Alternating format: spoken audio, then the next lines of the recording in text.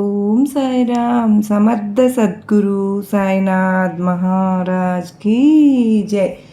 మన సాయి బిడ్డలందరికీ నమస్కారం ఫ్రెండ్స్. ఎలా ఉన్నారండి? ఏం చేస్తున్నారు?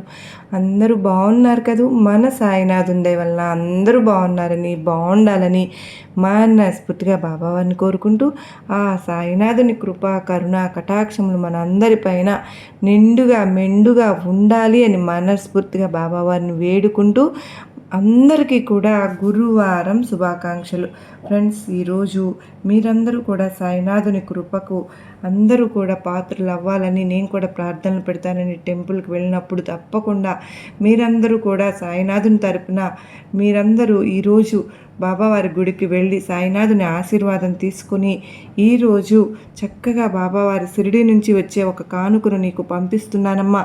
పరధ్యానంలో ఉండకు తల్లి, మరువకు, నిర్లక్ష్యం చేస్తే అది నిజంగా నీ కర్మే అవుతుందమ్మా అని చెప్పి ఏదో తెలియని సందేశాన్ని ఈరోజు సాయినాథుడు మనకు అందించడానికి మన ముందుకు వచ్చారు ఫ్రెండ్స్. మరి సాయినాథుడు ఏ సందేశం అందించినా కూడా అది మన భవిష్యత్తుకు పునాది అని చెప్పి మనందరికీ కూడా తెలిసిన విషయమే కదా. మరి ఎవరికైతే సాయినాథుని మీద పూర్తి నమ్మకం విశ్వాసం ఉంటాయో వారందరూ కూడా ఈ వీడియోకి అయితే ఒక చిన్న లైక్ అయితే ఇచ్చి వీడియోని వినడం అయితే స్టార్ట్ చేయండి.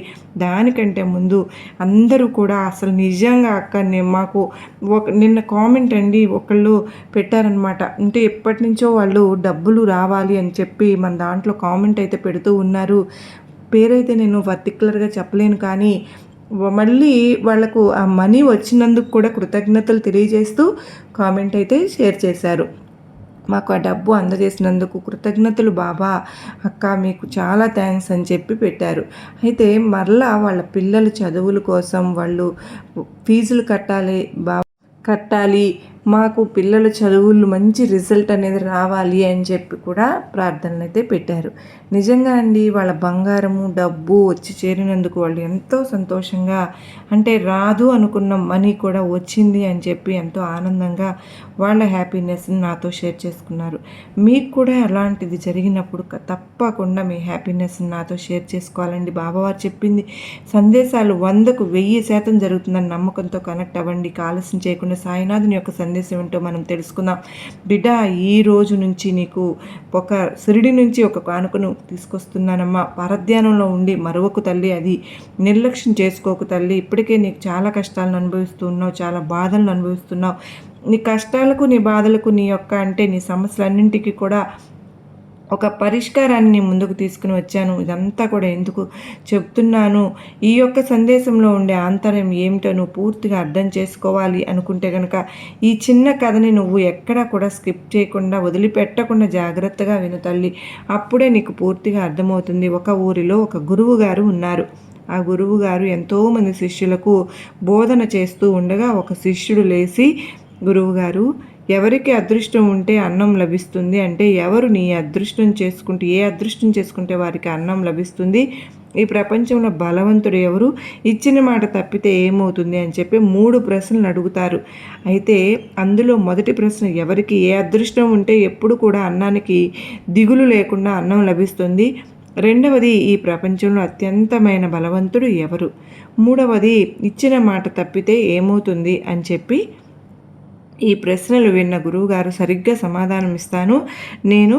నువ్వు ఏ ప్రశ్నలు అయితే ఇప్పుడున్న సమాజానికి అవసరమో అది ప్రశ్నలను వేశావు, అదే ప్రశ్నలు నీకు సమాధానం దొరకాలి అంటే నేను ఒక కథను చెప్తాను, జాగ్రత్తగా విను అని చెప్పి ఆ యొక్క గురువుగారు శిష్యునికి ఒక కథ చెప్పడం ప్రారంభించారు. ఒక ఊరిలో ఒక పెద్ద అడవి ఉంది. ఆ అడవిలో ఒక పెద్ద మర్రి చెట్టు ఉంది. ఆ మర్రి చెట్టు మీద ఒక గ్రద్ద ఎప్పుడు కూడా అక్కడే నివసిస్తూ ఉంటుంది. అయితే ఆ గ్రద్ద ఎప్పుడు కూడా అక్కడే నివసించడానికి కారణం ఏంటి అంటే కనుక ఆ మర్రి చెట్టు కింద ఒక పెద్ద పాము పుట్ట ఉంది. ఆ పాము పుట్టలో ఒక పెద్ద పాము నివసిస్తూ ఉంటుంది.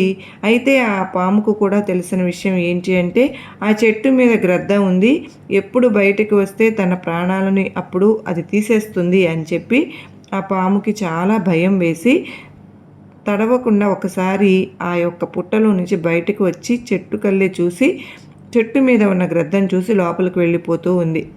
ఎప్పుడు పాము బయటకు వస్తుందా అని కాచుకుని ఎంతో కోపంతో ఆ చెట్టు మీద ఆకలితో కూర్చున్నట్టుగా కూర్చుంటుంది ఆ గ్రద్ద. ఈ విషయాన్ని పసిగట్టిన పాము అసలు పుట్టలో నుంచి బయటకు రాదు. ఇలా కొన్ని రోజులు గడిచిపోతూ ఉన్నాయి. పాముకు చాలా ఆకలి వేస్తుంది. పుట్టలో నుంచి బయటకు వచ్చే ఆహారాన్ని తిందాము అంటే ఎక్కడ గ్రద్ద చంపేస్తుందో అని చెప్పి భయంతో ఆ పుట్టలో నుంచి రాకుండా అక్కడే ఉండిపోతుంది. గ్రద్ద కూడా ఆ చెట్టు మీద నుంచి అసలు కదలడం లేదు. ఇక ఆ పాము ఆ యొక్క జంతువులు ఏమైనా కనిపించినా, ఎవరైనా మనుషులు కనిపించినా, విక్రమాదిత్యుడు రాజుగారు ఉంటారు. ఆ రాజుగారికి ఇక్కడ ఒక ప్రాణి ఆపదలో ప్రాణాపాయ స్థితిలో కొట్టుముట్టాడుతూ ఉంది అని చెప్పి నా దగ్గరకు రమ్మని చెప్పండి అని చెప్పి ఏ జంతువు కనపడితే ఆ జంతువుకి, ఏ మనిషి కనపడితే ఆ మనిషికి ఆ పాము కబురుని పంపిస్తూ ఉంటుంది. అయితే దురదృష్టవశాత్తు ఎన్ని రోజులు గడిచిపోయినా కానీ ఆ యొక్క రాజుకి ఆ కబురు అనేది వెళ్ళలేదు. ఒకరోజు విక్రమాదిత్యుడు అనే రాజే తన అడవిలో సంచారం చేయడానికి వస్తారు. ఇక ఆ యొక్క రాజుని గమనించిన పాము, మీరు ఎవరో నాకు తెలియదు కానీ విక్రమాదిత్యుడు అనే రాజుగారు ఉంటారు. ఆ రాజుగారు కనుక మీకు కనిపిస్తే ఇక్కడ నేను ఒకదాన్ని ఉన్నాను అని చెప్పి కబురు పెట్టండి, నా దగ్గరకు రమ్మని చెప్పండి అని చెప్పి స్వయంగా విక్రమాదిత్యుడు అనే రాజుకు ఆ పాము చెప్తుందన్నమాట. అప్పుడు ఆ విక్రమాదిత్యుడు నేను అని చెప్పి చెప్పకుండా, ఎందుకు ఇలా అడుగుతున్నావు, ఆ రాజుని, నీకేంటిది ఆ రాజుతో నీకు పని అని చెప్పి అడుగుతాడు. అప్పుడు ఆ పాము ఏమని సెలవిస్తుంది అంటే, కనుక విక్రమాదిత్యుడు చాలా మంచివాడు. ఇక ఒక ప్రాణాపాయ స్థితిలో ఉంది, కష్టంలో ఉంది, ఆపదలో ఉంది అంటే వెంటనే సహాయం చేస్తారు. ఇక్కడ నేను బయటకు వస్తే గ్రద్ద నన్ను ఎప్పుడు చంపేద్దామా అని చెప్పి కాచుకుని కూర్చుని ఉంది. కొన్ని రోజుల నుంచి నాకు ఆహారం లేక ఆకలితో అలమటించి బక్క చిక్కిపోయి ఉన్నాను. నాకు ఎప్పుడు ఇంకా కొన్ని రోజులు ఆహారం నాకు దొరకకపోతే నేను చనిపోతానేమో అని భయంగా ఉంది. కనుక మీరు కొంచెం ఆ రాజుని రమ్మని చెప్పండి అని చెప్పి అనగా, నేనే విక్రమాదిత్యుని అని చెప్పి ఆ యొక్క గంభీరమైన గొంతుతో ఆ రాజు చెప్తారు. అప్పుడు ఆ పాము చాలా సంతోషపడుతుంది. నేను ఇప్పుడు నీకు ఏ విధమైన సహాయం చేయగలను అని చెప్పి రాజు ప్రశ్నించగా, నన్ను ఇక్కడి నుంచి ఎక్కడికైనా దూరంగా తీసుకుని వెళ్ళి వదిలిపెట్టండి అని చెప్పి అంటే, సరే నువ్వు నాతో పాటు రా, గ్రద్ద లేని సమయం చూసి నేను నిన్ను బయటకు తీసుకుని వెళ్ళి ఎక్కడైనా దూరంగా అడవులలో వదిలేసి వేస్తాను, అక్కడ నువ్వు సంతోషంగా జీవిద్దువు కానీ అని చెప్పి రాజు చెప్తారు. ఆహా, అలా చేశారు అంటే కనుక నేను ఎక్కడికి వెళ్తున్నానా అని చెప్పి కాచుకుని ఉన్న గద్ద మిమ్మల్నే వెంటాడి మీరు నన్ను ఎక్కడ వదిలిపెడతారు అని చెప్పి ఒక కాపు కాచి మరీ ఆ గ్రద్ద నన్ను చంపి తినేస్తుంది అని చెప్పి పాము చెప్తుంది. మరి ఏం చేయమంటావు అని చెప్పి రాజు ప్రశ్నించగా, నన్ను మీ కడుపులో దాచిపెట్టుకోండి, నన్ను మీ కడుపులో దాచిపెట్టుకుంటే ఆ పాము చూడలేదు కదా, ఇక సురక్షితమైన ప్రదేశం వచ్చిన తర్వాత నేనే మీ కడుపులో నుంచి బయటకు వస్తాను, నన్ను అక్కడ వదిలిపెట్టేసి మీరు వెళ్ళిపోదురుగాను అని చెప్పి చెప్తున్నాను. ఇక సరేనని చెప్పి ఆ పాము అలా మాట ఇవ్వగా, తను ఇష్టం లేకపోయినా కానీ ఆ పాముని తన కడుపులో పెట్టుకుంటాడు విక్రమాదిత్యుడు. ఇక అలా కొంచెం దూరం నడుచుకుంటూ వెళ్తారు. నడుచుకుంటూ వెళ్ళిన తర్వాత సురక్షితమైన ప్రదేశం, గ్రద్ద లేని ప్రదేశం వస్తుంది. అప్పుడు రాజు చెప్తారు, కడుపులో నుంచి బయటకు రా, నేను కోరిన సురక్షితమైన ప్రదేశానికి నేను వచ్చాను, ఇంకా ఇక్కడ నువ్వు హాయిగా జీవించవచ్చు, నువ్వు గ్రద్ద భయం అనేది నీకు ఉండదు నీకు అని చెప్పి చెప్పగానే సరే అని చెప్పి ఆ పాము బయటకు రాకుండా ఏమని సమాధానం చెప్తుంది అంటే, మీ కడుపులో ఉన్నప్పుడు నేను ఏ భయము లేకుండా, ఏ కంగారు లేకుండా మనశ్శాంతిగా సంతోషంగా ఉన్నాను, కనుక మీ కడుపులో నుంచి నేను బయటకు రాను అని చెప్పి చెప్తుంది. మాట అదేంటి, నువ్వు నాకు మాట ఇచ్చావు కదా, ఆ మాట తప్పుతున్నావా, ఇప్పుడు నువ్వు ఎందుకు కడుపులో నుంచి బయటకు రానంటున్నావు అని చెప్పి చెప్పగా, మీరేమైనా అనుకోండి మహారాజా, నాకు మాత్రం మీ కడుపులో ఉంటే హాయిగా ఉంది, నేను మీ కడుపులోనే ఉంటాను అని చెప్పి చెప్తుంది ఆ పాము. ఇక ఏం చేయాలో అర్థం కాక మహారాజు అక్కడే ఉండిపోతాడు. అడవిలోనే కొన్ని రోజులు తనకు ఆ యొక్క పాము ఉండడం వల్ల తన శరీరం అంతా కూడా ఒక దుర్వాసన అనేది వస్తూ ఉంటుంది. ఏం చేయాలో అర్థం కాలేదు, ఆహారాన్ని తీసుకోలేకపోతాడు. ఇలా కొన్ని రోజులకు చాలా బక్క చిక్కిపోతాడు విక్రమాదిత్య రాజుగారు. అయితే ఇక అదే ఊరిలో చాలా పేరు పలుకుబడి ఉన్న ఒక రాజుగారు ఉంటారు. ఆ రాజుగారికి 3 కుమార్తెలు ఉంటారు. ఆ 3 కుమార్తెలను ఒకరోజు తండ్రి రాజుగారు పిలిచి, అమ్మా మీరు ఇంత సంతోషంగా అన్నం తింటున్నారు అంటే దానికి కారణం ఎవరు అని చెప్పి అడగగా, అందులో 2 కుమార్తెలు మాత్రం మీ యొక్క భాగ్యం వల్లనే మేము ఈ రోజున కడుపు నిండా అన్నం తింటున్నాము తండ్రి గారు అని చెప్పి చెప్తారు. పెద్ద కూతురు మాత్రం నాకు తినే యోగం భాగ్యం ప్రాప్తం ఉంది కనుకనే నేను తింటున్నాను నాన్నగారు అని చెప్తుంది. ఇక పెద్ద కూతురు అలా సమాధానం చెప్పేసరికి తండ్రికి చాలా కోపం వస్తుంది. ఇక ఒకరోజు ఆ మంత్రులను పిలిచి నా 3 కుమార్తెలను నేను వివాహం చేద్దాము అని అనుకుంటున్నాను. కానీ నా 2 కుమార్తెలు అంటే 2వ కుమార్తె 3వ కుమార్తె ఎవరైతే ఉన్నారో వీరిద్దరికీ మాత్రం మంచి యోగ్యవంతమైన బలవంతులైన మంచి డబ్బు ఉన్న మహారాజును తీసుకురావాలి. పెద్ద కుమార్తెకు మాత్రం క్షీణించి ఎప్పుడో ఒక పలచగా అయిపోయి ఇవాళ రేపు చనిపోతాడేమో అన్నటువంటి రాజును తీసుకురావాలి అని చెప్పగా మంత్రులు ఎంతో వెతికి ఒక బక్కపలచగా ఉన్న రాజు ఎవరు కనిపించగా ముందు 2 కుమార్తెలకు మంచి యోగ్యవంతమైన ధనవంతులైన మహారాజులను ఇచ్చి పెళ్లి చేస్తారు.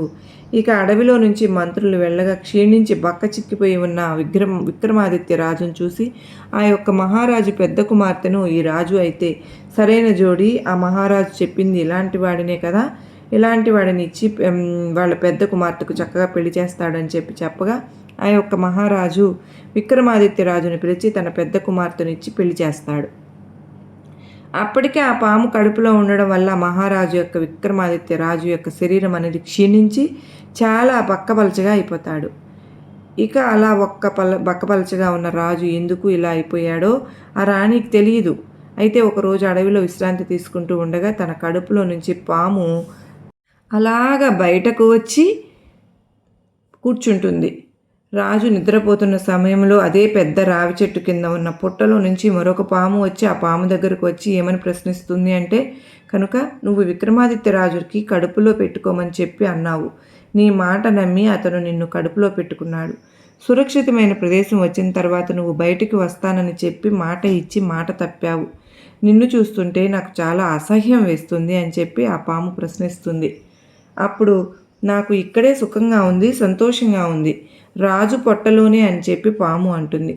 అప్పుడు ఆ రావి చెట్టు కింద ఉన్న పాము ఏమంటుంది అంటే, ఆ యొక్క మహారాజు గంగ నీళ్లు తాగితే నువ్వు 1000 ముక్కలు అయిపోతావు. కడుపులోనే అప్పుడు మహారాజు ఎంతో ఆరోగ్యవంతుడు అవుతాడు. ఈ విషయం తెలియక కాదు మహారాజు ఇలా ఉంటుంది. చూస్తూ చూస్తూ నీ ప్రాణం తీయడం ఇష్టం లేక అలా ఉంటున్నారు అని చెప్పి అంటుందని. అప్పుడు ఆ కడుపులో ఉన్న పాము రావి చెట్టు కింద ఉన్న పాముతో ఏమంటుంది అంటే, కనుక వేరే రావి చెట్టు కింద ఉన్న నూనెను తీసి నీ పుట్టలో పోస్తే నువ్వు చనిపోతావు. తర్వాత ఆ పుట్టను తవ్వగా పెద్ద బంగారం యొక్క నిధే నీ పుట్టలో దాగి ఉంటుంది. ఆ విషయం నాకు తెలుసు అని చెప్పి అంటుంది. ఇలా 2 పాములు కూడా వాదిస్తూ ఉండగా ఆ యొక్క మహారాజు భార్య చెట్టు చాటున నుండి అన్నీ వింటుంది. ఆహా, తన కడుపులో పాము ఉండడం వల్లే మహారాజు ఇలా అయ్యారా అని చెప్పి అనుకుని ఒక మునీశ్వరుడి దగ్గరికి వెళ్ళి గంగాజలం ఇవ్వమని చెప్పి అడుగుతుంది. మునీశ్వరుడు ఎందుకు అని ప్రశ్నించగా జరిగిందంతా చెప్తుంది. మునీశ్వరుడు గంగాజలాన్ని ఇస్తారు. ఆ గంగాజలాన్ని తెచ్చి విక్రమాదిత్యునికి తాపించగా, అంటే ఆ గొంతులో పోసి తాగించగా ఆ కడుపులో ఉన్న పాము 1000 ముక్కలు అయిపోయి మహారాజు ఆరోగ్యవంతుడిగా తయారవుతారు. తరువాత మహారాజుని ఆ విక్రమాదిత్యుని భార్య అడుగుతుంది. ఏమని అంటే, నాకు రావి చెట్టు కింద నూనె కావాలి అని చెప్పి పెళ్ళైన దగ్గర నుంచి తను బక్కగా క్షీణించిపోయి ఉన్న ఎంతో ఓర్పుగా ఎంతో సంతోషంగా కాపురం చేస్తున్నాను. తన భార్య అడిగిన మొదటి కోరికను తీర్చడం తన కర్తవ్యం అనుకునే విక్రమాదిత్యుడు తన రావి చెట్టు నూనెను తీసుకుని వచ్చి తన భార్యకు ఇస్తారు. అది పుట్టలో పోయిగా పుట్టలో పాము చనిపోతుంది. తర్వాత విక్రమాదిత్యుని పిలిచి ఆ పుట్టను తవ్వమని అడుగుతుంది. తవ్వగా ఆ పుట్టలో బోలెడంత బంగారం నిధి అనేది బయటకు వస్తుంది. అలా బయటకు వచ్చిన ఆ నిధితోటి ఆ విక్రమాదిత్యుని యొక్క అడవిలోనే ఒక పెద్ద అంతఃపురాన్ని నాకు కట్టించండి అని చెప్పి అడుగుతుంది మహారాణి. అదేంటి, మనం రాజవారసులం, మనకంటూ ఒక మంచి రాజమందిరం ఉంది, మనం ఈ అడవిలో ఎందుకు నివసించడం అనగా, లేదు స్వామి, ఇది నా కోరిక అని చెప్పి అడుగగా ఆ విక్రమాదిత్యుడు పెద్ద అంతఃపురాన్ని తన కోసమే కట్టేస్తారు. అయితే ఆ యొక్క విక్రమాదిత్యుడు భార్య తండ్రి ఎవరైతే ఉన్నారో వారు కొన్ని కారణాల వల్ల వేరే యొక్క రాజుతో యుద్ధంలో చేరగా తనకున్న ఆస్తులన్నీ పోయి తనని కూడా చంపడానికి వెంటాడుతూ ఉండగా అప్పుడు ఈ అడవిలో ఉన్న తన కూతురు దగ్గరికి వస్తారు. తన తండ్రి అప్పుడు తన తండ్రితో చెప్తుంది, చూసారా నాన్నగారు, నాకు భాగ్యం ఉంది కనుకనే మీరు బలహీనుణ్ణి ఇచ్చి చేసినా కూడా నేను బలవంతుడిగా మార్చుకున్నాను.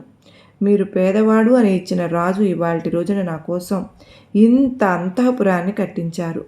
తనకంటూ ఎన్నో ఆస్తులు ఉన్నాయి అనగా తను చేసిన పనికి సిగ్గుపడతాడు తన తండ్రి. అయితే ఇప్పుడు దీని ద్వారా మనం తెలుసుకోవాల్సింది ఏంటి అంటే కనుక ఎవరు ఎన్ని రకాలుగా ప్రయత్నించినా చివరికి తల్లిదండ్రులు ప్రయత్నించినా కూడా ఆ వచ్చే భాగ్యం ఎవరికైతే తన అన్నం మెతుకు మీద ఇది నువ్వు తినాలి అని రాసిపెట్టి ఉంటుందో అన్నం వారికి తప్పకుండా లభిస్తుంది. ఈ ప్రపంచంలో అత్యంత బలవంతుడు ఎవరు అని అంటే కనుక నిజమైన తెలివిగలవాడే అత్యంత బలవంతుడు. ఇక ఇచ్చిన మాట తప్పితే ఆ పాముకు ఎటువంటి గతి పట్టిందో అటువంటి గతే పడుతుంది మాట తప్పినట్టయితే అని చెప్పి ఆ 3 విషయాలు కూడా ఈ కథ ద్వారా మనం తెలుసుకోవచ్చు. బిడ్డ, ఈ 3 విషయాలు నీకు ఎందుకు చెప్పాను నీకు ఇప్పుడు అర్థమై ఉంటుంది కదా తల్లి. నీకు అన్నం తినే రాత యోగ్యము అనేది నీకు రాసిపెట్టి ఉంది. నీ చేజేతులారా ఎవ్వరి నోటి కింద కూడును నువ్వు ఏ రోజు కూడా నోటి దగ్గర కూడును తీయకూడదు. అదేవిధంగా తెలివిగా బలవంతుడిగా నడుచుకోవాలి. ఎవరికైనా కానీ ఈజీగా మాట ఇవ్వవద్దు. ఒకవేళ మాట ఇస్తే ఆ మాట నిలబెట్టుకునే ప్రయత్నం చేయాలి తల్లి అని చెప్పి మనకు ఈ కథ ద్వారా సాయినాథుడు చెప్పాలి అనుకుంటూ ఉన్నారు ఫ్రెండ్స్. ఇక ఈరోజు బిడ్డ, షిరిడీ నుంచి ఒక కానుకని నీకు పంపిస్తాను తల్లి. షిరిడీ నుంచి నువ్వు ఎదురు చూస్తున్న నా విభూదిని నువ్వు ఈ రోజున ఏదో ఒక రూపంగా నువ్వు అందుకుంటావు. లేదా ఒక వార్త, నువ్వు ఎదురు చూస్తున్న వార్త ఏదైతే ఉందో ఆ వార్త నీ చెవిన పడుతుంది. నువ్వు ఏదైతే పని జరగాలి అని చెప్పి నువ్వు ఆశిస్తున్నావో ఆ పని అనేది ఈరోజు ఖచ్చితంగా జరిగి తీరుతుందమ్మా బిడ్డ. కనుక నువ్వు దానికోసం ఏమీ కంగారు పడాల్సిన అవసరమే లేదు. పరధ్యానంలో ఉండి నీకు ఆ వార్త వచ్చినప్పుడు నిర్లక్ష్యం చేశావు అంటే నేను కూడా నిన్ను కాపాడలేను. కనుక ఈరోజు నువ్వు గుర్తు పెట్టుకొని ఎటు నుంచి ఏ వార్త వస్తుందా అని చెప్పి నువ్వు ఆలోచించుకొని దాని మీదనే ధ్యాస పెట్టి ఉంటే కనుక షిరిడీ నుంచి నీకు నేను పంపిస్తున్న కానుకను నువ్వు మాట రూపంలో అందుకోగలుగుతావు. కనుక పరధ్యానంలో ఉండి మరువకమ్మా అని చెప్పి ఈరోజు సాయినాథుడు మనకు ఎంతో ఆశీర్వాదాలను ఇస్తూ విషయం చెప్తూ ఉన్నారు సందేశం ద్వారా. జీవితంలో నువ్వు అంటూ ఏది సాధించలేను అన్న విషయాన్ని నువ్వు ఎప్పుడు కూడా అనుకోవద్దు బిడ్డ. ఎప్పుడైనా సరే కానీ ధనవంతులు వారి దగ్గర రూపాయి ఉంటే 100 రూపాయలు అవ్వడం కోసం కష్టపడతారమ్మా. 100 రూపాయలు ఉంటే 1,00,000 రూపాయలు అవ్వడం కోసం కష్టపడుతూ ఉంటారు. 1,00,000 రూపాయలు ఉంటే 1,00,00,000 రూపాయలు అవ్వడం కోసం కష్టపడుతూ ఉంటారు. కానీ కొంతమంది పేదవారు, అబ్బా నా దగ్గర ఉంది, ఇది ఉంది కదా, ఉన్నంతలోనే నేను సంతృప్తి చెందుతాను, ఎక్కువగా దేని మీద కూడా ఆశ పడకూడదు, అది అత్యాశ అవుతుంది, అనర్థాలకు దారితీస్తుంది అని చెప్పి ఆలోచిస్తూ ఉంటారు. కనుక ఎప్పుడు కూడా మనిషి యొక్క ఆలోచన అనేది చాలా ఉన్నతంగా ఆ మనిషి యొక్క వ్యక్తిత్వాన్ని నిర్దేశిస్తుంది. కనుక తల్లి, ఎప్పుడూ కూడా నువ్వు ఏం పని చేస్తున్నావు, దేని గురించి చేస్తున్నావు, అలా నలుగురిలో నీ గురించి నువ్వు చెప్పుకుంటూ ఉండాలి బిడ్డ. నీకు ఆ విషయం నేను షిరిడీ నుంచి నేను నీకు ఈరోజు గొప్ప బహుమతిని పంపిస్తాను అన్నాను కదా.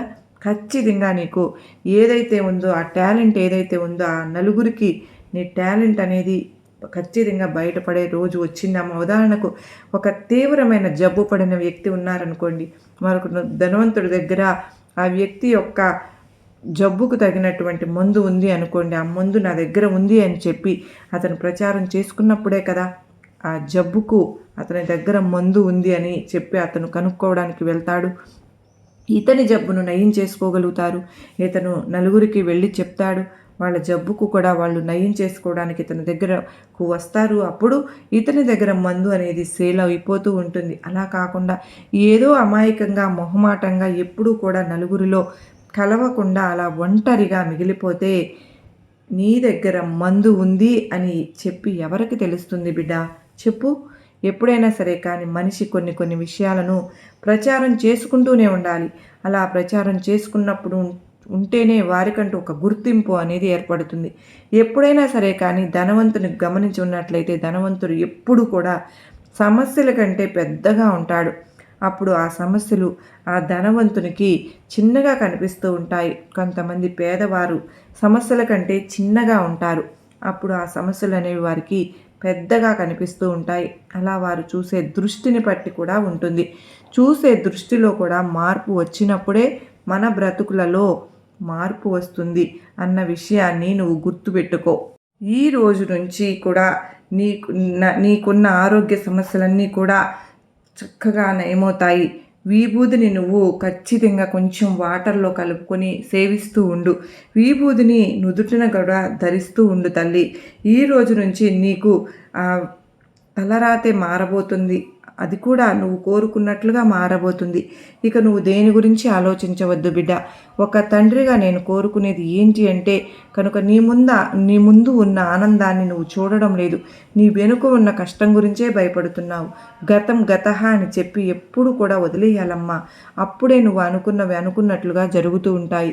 నెత్తి మీద బరువు ఏ రోజుకి ఆ రోజు దించుకుంటేనే ఆ యొక్క అనేది బరువు అనేది నీకు ఎక్కువగా నీ మీద పడకుండా ఉంటుంది. అలా కాకుండా ఇటుకిరాయి మీద ఈ ఇటుకిరాయిని పెంచుకుంటూ పోతే అది ఎంత భారంగా మారుతుందో, ఎంత బరువు ఎక్కుతుందో నీ మనసును అడిగి చూడు. ఇప్పటికి ఎన్నో సమస్యలతో నువ్వు మనసు బరువెక్కిపోయి ఉంది. ఇప్పటి నుంచి అయినా సరే కానీ ఆ సమస్యలన్నింటికీ కూడా తీసివేసి మనసుని ప్రశాంతంగా ఉంచుకో. బిడ్డ, నేను ఏది చెప్పినా కూడా నీ భవిష్యత్తు గురించి ఆలోచించే చెప్పబోతున్నాను. నువ్వు కన్న కలలన్నీ కూడా తీరాలని ఈరోజు నీకు నా ఆశీర్వాదములు ఇస్తున్నాను బిడ్డ అని సర్వేజన సుఖినో భవంతు.